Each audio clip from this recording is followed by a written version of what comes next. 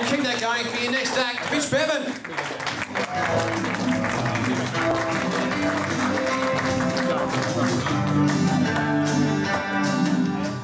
Well done. Speaking of bogans, I was in Frankston the other day. I encountered one of those totally bogged out baby makers, welfare mums, basically, pushing a pram along, lost count at about 10 in the pram. There was one on each arm, eating Big Macs and drinking Red Bulls. What's the bogan fascination with Red Bulls? Is the queue at Centrelink really that draining? There was like 2 of them up ahead punching the shit out of each other. She politely and nurturingly asked them, Tyson, stop hitting Rocky, you little shit! if you don't spit fluent bogan, let me translate. I believe it's something to the effect of, Junior dear, politely refrain from assaulting your half-uncle brother. You're acting like a diminutive piece of feces.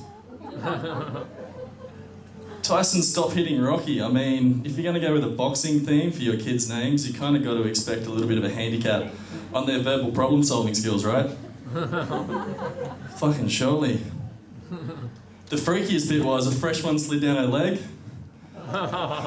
It looked at me, I looked at it, we both looked at the mum, and we were all as surprised at each other. Alright, whatever. Stop ripping on the bogans. I want to break some new ground as a comedian. I want to try something no comedian has ever attempted to do in the history of comedy. Let's try by starting with the differences between men and women, shall we? No one's ever gone there before. Hold my hand, set your faces to star. I'm going to take you to the next level. We'll do one difference. I've only got 5 minutes up here, so we'll do one difference. One difference that strikes me as particularly hypocritical is sex toys, right? Woman owns a sex toy, she's sexually liberated. If a guy owns a sex toy, basically he probably sweats semen in place of perspiration, right? It's just not fair, check it out. Illustrative case in point, I went back home with a girl a couple of years back now, whipped the sheets back, underneath her pillow was this giant high-octane groin hammer. The sheer scale of it was absurd. I didn't know if she pleasured herself with it or defended her home against intruders with it. It looked like it needed a pull start to get it operated. It's the beastly thing. Is everyone uncomfortable enough right now? I can amp it up a couple of notches if you like. Sunday afternoon. It had features on it I didn't even realise were necessary on a sex toy. Features like wireless 10-foot remote control. Are you fucking kidding me? Sorry ladies, you might have to fill a gap, so to speak, in my understanding of the female anatomy, but exactly how far away can you be from your vagina? I thought it was within arm's reach, by definition. Vitruvian man and shit. Anyways, I don't know. She came back to my house the next week. I thought I'd test out the theory that I have. I strategically planted a silicone vagina underneath my pillow. Smothered it in lube so it looked well used. She knew I wasn't fucking around. She gives me this look like, ooh, you treat objects like women. That's a grow up, I'll give you a sec. No, you're done laughing. Alright, cool. I don't know. I get the feeling we're conditioned to basically be fascinated by violence and kind of repulsed by sex. Anyone else with me there? Yeah, a little bit. Kind of. There we are. Because you agreed, I'm sure you'll be fine if you don't mind if I talk about porn then, right? Hear that noise? The sound of most vaginas in the room drying up.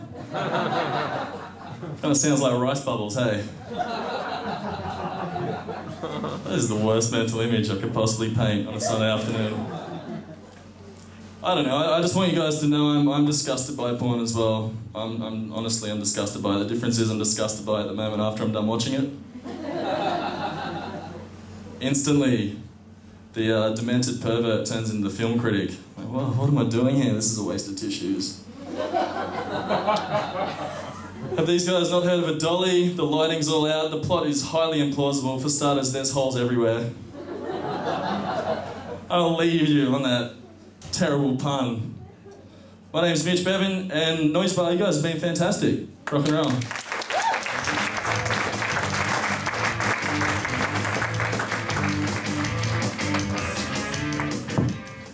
Right, Mitch was talking about porn, and I would like to take that topic up by talking about how in Australia, right, now I was talking a little bit earlier about the people that I know and what they say and stuff like that, and a friend of mine said, okay, we were part of a normal conversation at dinner, and she actually said, has anyone read Ian Thorpe's views on China?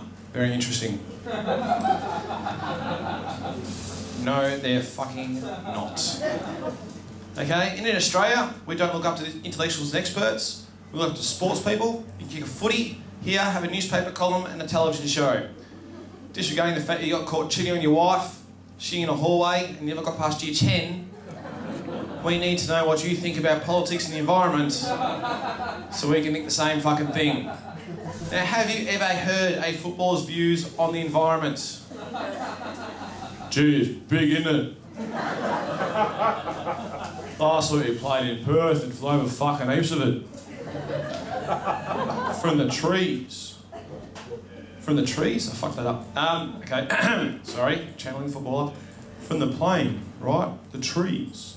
They look so small. They look fake. But I knew they were real. It's fucking trippy.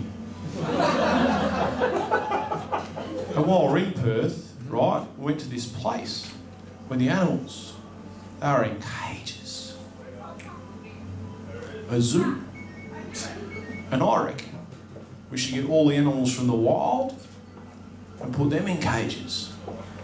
You know, to stop them from becoming fucking distinct.